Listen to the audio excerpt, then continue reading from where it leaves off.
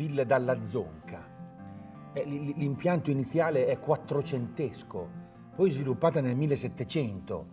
È la classica villa veneta, proprio quando a un certo punto i nobili veneziani guardano all'entroterra, si fanno costruire le loro residenze estive, che sono anche aziende agricole.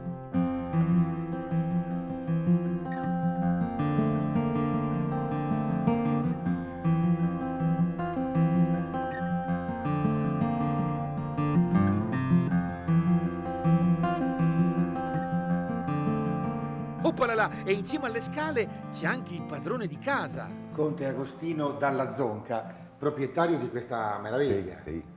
Ecco, la vostra famiglia si è sempre storicamente distinta per un certo mecenatismo. Cioè, qui voi avete accolto da sempre la gente che veniva da fuori. Una volta però erano grandi artisti, adesso erano grossi turisti. Sic transit gloria mundi. E il conte è fatalista. Da quando noi abbiamo comprato questa casa verso la fine del 1800, il mio bisnonno, che è quello che l'ha acquistata, ha sempre cercato di ricevere, di tenere, di far lavorare qui artisti, musicisti, scrittori, pittori. E in effetti la villa è piena di opere d'arte e la residenza è preziosa in sé.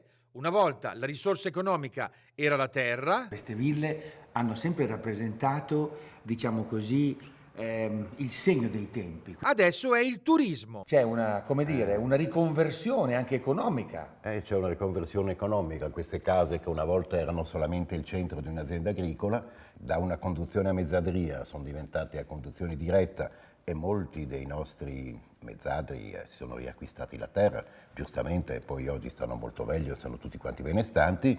Dobbiamo cercare altre fonti di reddito per la conservazione, diciamo, di questa struttura, e quindi per far questo abbiamo preso uno dei fabbricati di servizio, l'abbiamo trasformato in un relais che ci sembra abbastanza bello, nel quale noi poter offrire una ospitalità e contemporaneamente anche far vedere, visitare quello che ci sforziamo di conservare per i nostri nipoti.